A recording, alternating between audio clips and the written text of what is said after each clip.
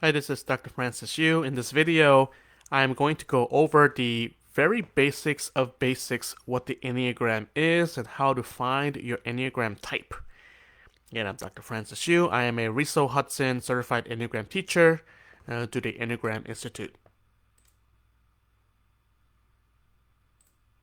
So, some of the history is very good to know.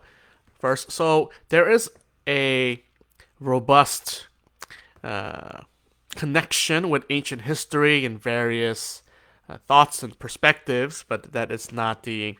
We're not going to go into that here. Just to mention that there is a quite a long proposed chain of connection with ideas that go back centuries and millennia. But for our perspective here, the modern history, it was really these three gentlemen, G.I. Gurdjieff, Oscar Chauzo, and Claudio Naranjo, who really brought the Enneagram to modern history, and a lot of what we understand of it today is based on what they have brought to the table. And today there are various schools and perspectives, and there's not a lack of discussions going on and people proposing new teachings. So, what are the uses for the Enneagram? So, personal use can include self awareness, personal growth and development, as well as professional growth and development.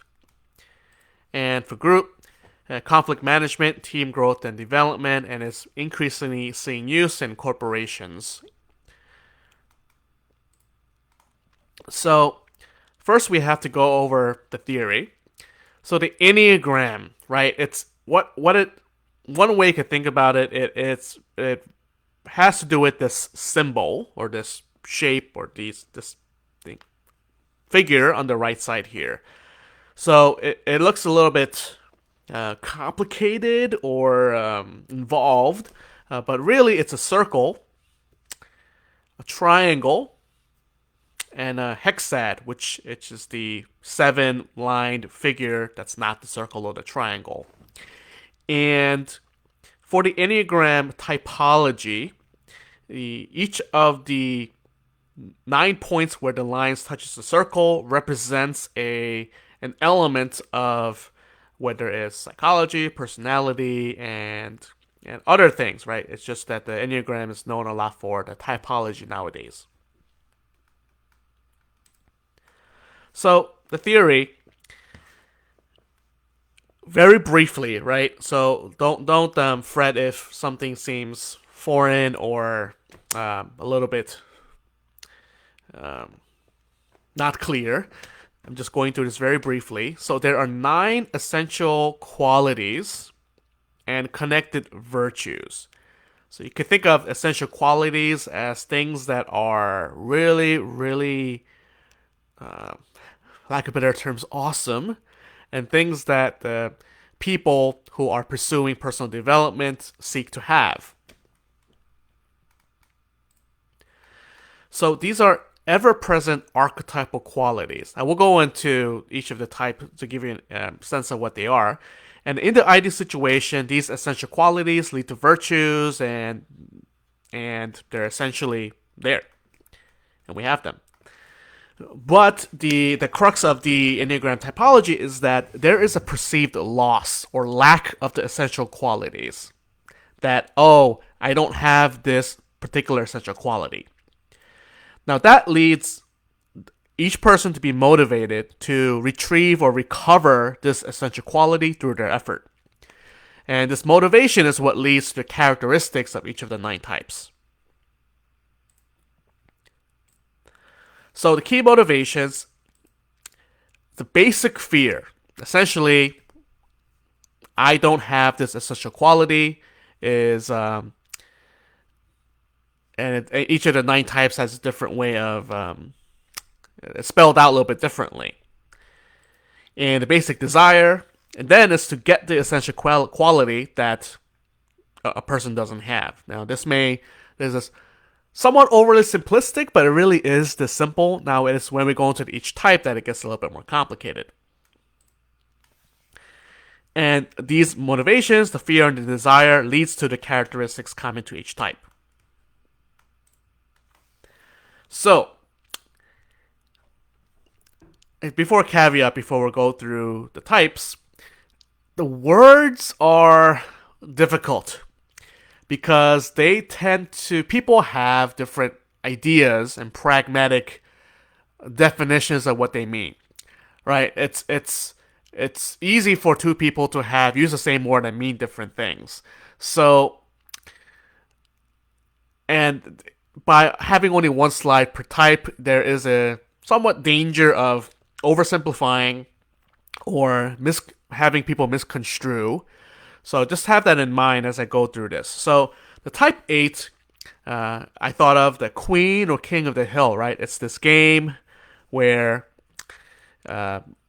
you try to get to the top of the hill, and if you're on top of the hill, you're the king or the queen, and you're winning. You're winning at life. You're winning at the game if you're at the top. And the point of the game is to get to the top and stay on the top. So the essential quality that a type 8 has is the strength to not be controlled by the environment. It's this ever-present strength.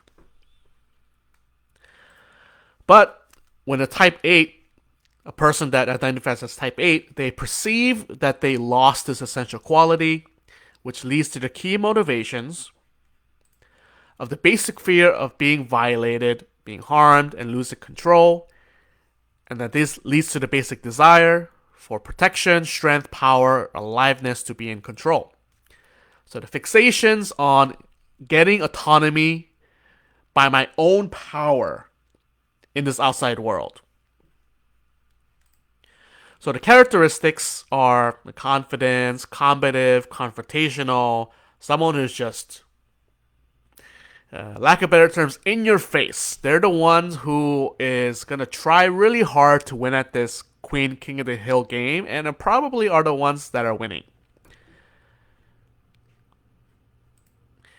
And another key aspect of the Enneagram, each type, is that the characteristics and behavior can range from between being very healthy and unhealthy. So the type 8 can be, the great, dynamic, charismatic leader who is just making changes and helping people and all those things, but they can also be the overly bossy person who just wants to flaunt their power. So type 9, this is a comic from the Comic Gun Show. And here, the dog is in a burning building, as you can see. And in the second panel, the dog says, "This is fine." Third panel, "I'm okay with the events that are currently unfolding currently." And the fourth panel, the dog is drinking from a cup or mug. And in the fifth panel, "That's okay. Things are going to be okay." And in the sixth panel, the dog is literally melting. And the point here is that the dog knows or is aware, or maybe not, that the situation is quite not good, but there's a lack of acknowledgement or acceptance of what's going on. So I call type 9, "This is fine." So the essential quality is peace, internal and external peace. But when the type 9 person that identifies with type 9, they perceive that they lost this peace. So it leads them to be motivated, have the basic fear. They fear losing, being separated from quote unquote my world. And the basic desire then is to get inner peace and stability. And they're fixating on getting autonomy by maintaining their harmony. And characteristics, they can be pleasant or resigned, spaced out, and resolving issues. So they can range from really healthy peacemakers to just denying, daydreaming, and ignoring problems going on, even though that they're there. Type 1, and there's a picture of a plus a report card.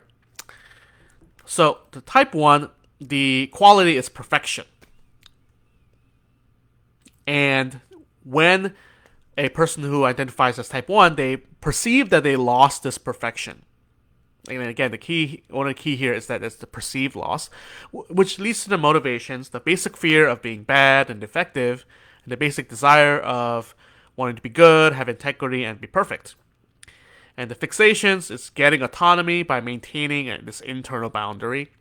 Characteristics, they can be critical, principled, responsible, and the range, it can range from realizing integrity, seeing the goodness in everything, to being destructive by being critical of themselves and others. Type 2, no need to thank me is what I call it. Okay, so yeah. So the essential quality that a type 2 has is that they're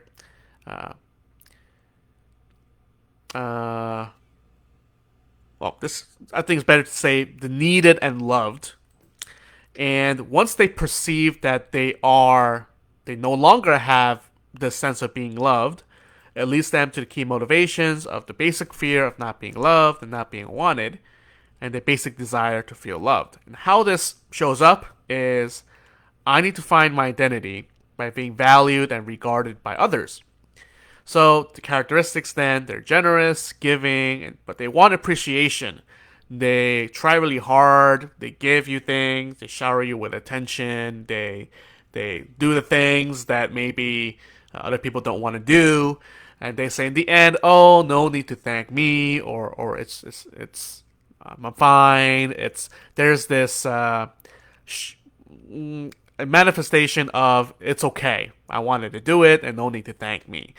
But there is an underlying fixation of by being told thank you, they're now finding, they're looking for their essential quality of being needed and loved. So they can range from being truly altruistic, being really healthy, to people pleasing and just being nosy in the unhealthy ranges. Type 3, I said, I am my accomplishments. So essential quality here is being worth something, being valued. So, excuse the typo here. It should say being worth something and value. Value is the quality of the type 3. But there's a perceived loss of the key motivation, which leads to the key motivation of the basic fear of being worthless, and the basic desire then is to be worthy and be valued. So you can see that essentially the basic desire is to get the essential quality. And this leads to the fixation. I need to find my identity, by proving my value to others and myself. And then they become driven, hardworking, and they have a need to succeed and win, and get a list of accomplishments, right? And say, I am my list of accomplishments. So then they can range from really realizing one's worth, which may include or not even have to do with their accomplishments, and to non-stop living to get more and more and more, and not ever being satisfied, because they can't really find real true value by just getting more and more. So type 4, I call it I am me, take it or leave it. There is this rubber duckies here, and one is obviously different in many ways than the others, and they know it. This duckling or rubber ducky knows it and wants everyone else to know it, and they themselves like that fact. So the essential quality here is significance. And with the type 4, the perceived loss of the significance leads to their basic fear of not having an identity, and the desire to gain an identity and significance. This leads to the fixation of, I need to find identity by being the me, the only me, the different me, the significant me. And they can appear to be dramatic, chasing moods, standing out. And really, they can range from being healthy, inspired, creative, to being tormented by their own devices and identifying as the tormented, and actually enjoying that just because now they find identity in that. The type 5, called I want to know more. The essential quality is this profound knowing. Now, knowing here is essential quality of knowing is this um, experiential, true knowing, not a I can write about it or I learned about it. It's this profound knowing. But with the perceived loss of this profound knowing, the type 5 has a basic fear of being incompetent, being ignorant, of not knowing what is real, and they desire to know what I'm doing and to understand reality. This leads them to be fixated on I need to find security by knowing and preparing. They can appear secretive, innovative, and curious. They can, on the healthy level, be quite insightful, visionary, and then they can also be isolated and detached from reality. The type 6, call it trust no one question mark. So here the essential quality is a faith. It's we can say trust, right? And the perceived loss of this faith leads to the basic fear of lacking trust, not having support, and then the basic desire of wanting security and groundedness. And the fixation here is I need to find security by having something or someone to trust in, whether that is someone else, authority figure, a belief structure or an organization, myself, whatever. And they can be responsible, loyal, but also testing, right, to find if someone's worthy of being trusted. And they can range from being this connective pillar of this of togetherness, of trusting, or they can be antagonistic to authority figures to really push their authority, and if they can be trusted.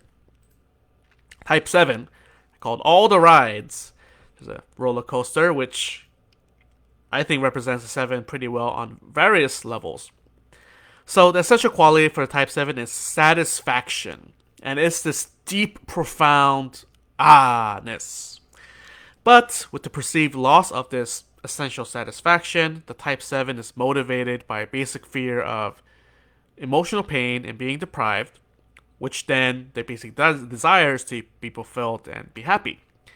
And the fixation is I need to find security by avoiding my inner world. So, by being on a roller coaster, I would say for most people hard to ignore that you're on a roller coaster, right? It's very sensually, experientially full. But if a type 7, I joke, say they would be midway through a roller coaster ride, then see another roller coaster somewhere else and want to be on that one and want to leave that roller coaster to go on another roller coaster. So even that whole experience is kind of a roller coaster. So they can appear spontaneous and trying new things, and they can range from being really happy and having pure excitement to being distracted and escapism and being scattered. Now that is a quick presentation of all the 9 types. Now the caveat I have to put here, it doesn't mean that if you think you're creative, that you're type 4. That if you think you're strong, you're type 8. That if you think you like happiness, you're type 7. That's a very superficial level of awareness. This really requires getting down to a deep level of knowing your basic fear and desires and motivations, which is not always apparent to us without doing more inner work and seeing what's going on. So here is some of the theory that made more sense after going through all the types. So if you look at this figure here, it's divided now into 3 thirds. The top third is type 8, 9, and 1. So the 9 is very top. The 8 is to the left, and the 1 is to the right. And the rest is filled clockwise. So 9 on top, then 1, 2, 3, 4, 5, 6, 7, 8 going clockwise. So this is what we call the 3 centers of intelligence. We have the instinctive triad, where we have 8, 9, and 1. And the collective commonalities are their issues with boundaries, autonomy, and anger. 2, 3, and 4, the issues have to do with identity, attention, and shame. And the thinking triad, 5, 6, and 7, have to do with security and fear. So there is uh, a deeper meaning to how the numbers are arranged in the circle here. So depending on your type, let's say for example you're type 8, that means you have an imbalance in your instinctive part triad of your whole. You have three centers, but there's a because of these basic perceived loss of quality, basic desire, and a basic fear. Now there's this imbalance in the instinctive portion of you center, which leads to this drive, and then your personality or your characteristics or whatever you want to call it. And to emphasize that no type is better or worse, they're just different. They all have different motivations and different desires, fears, and imbalances and essential qualities. So, one of the misconception is the Enneagram is just about finding your number and that's it. But there are plenty of built-in developmental details which I will very briefly introduce. So the wings. So essentially there are 9 points where the lines meet the circle, but really your type is anywhere on this circle. So let's say you are midway between, well, maybe not midway. Let's say you're 9, but you lean towards 1. Then you're 9 with a 1 wing. And you may have some qualities of the 8 as well. So it will be very rare or maybe impossible to find someone who's a pure type of a single number. The arrows, so there's a triangle which connects 963 and a hexad which connects 142857, and this it shows how a type may change or act under distress or growth. And then there's something called instinctual variance, where we talk about biological instinctual needs people have: self-preservation, staying alive, sexual, and social. And these things interact with the 9 types too, and you have instinctual variance, and you can see it gets quite complicated just from this one slide. And then levels of development. So let's say you have a type 5. Why are they so different from this other type 5? And this is my beautiful drawing here of a pegboard. And there is a peg in 5. Here's maybe a little confusing because there are 9 levels here and 9 types. But here I'm talking about the 9 levels of development. So the top 3, healthy, 4, 5, 6 average, 7, 8, 9 unhealthy. Each person ranges throughout the day. They're not always level 5. They may not be always average healthy. They may range from healthy and unhealthy depending on where the peg is where they usually are, and then it's rubber band that can stretch out across a range. So for example, you could be a type 5 that is ground or pegged in level 5 but range from 4 to 6. So for an example, put it all together, you could be 2 with a 3 wing. That's what the 2W3 means. And then they have qualities of the 4 and 8 depending on the growth and situation. And depending on their stack of how their instincts, which we won't go into here, self-preservation, sexual, social, these are the abbreviations that are used, and the level development. So let's say this is now 2 with a 3 wing, with a self-preservation, then sexual, then social, instinctual stack, and their level of development, they're at pegboard 4, and they range from 3 to 6, which it's a whole slew of more information. So my method to find your type is have you take the Ready, which is the Enneagram Institute indicator to help you find your type, and then you get your results, and you will watch my longer introductory Enneagram presentation and to review the results with me, because it's quite common to get scores that are let's say you type 1 and 5, you get the exact same score, and those are your top two scores. And you need some help with your journey to figure out what your type may be. So, concluding remarks, really, finding your type,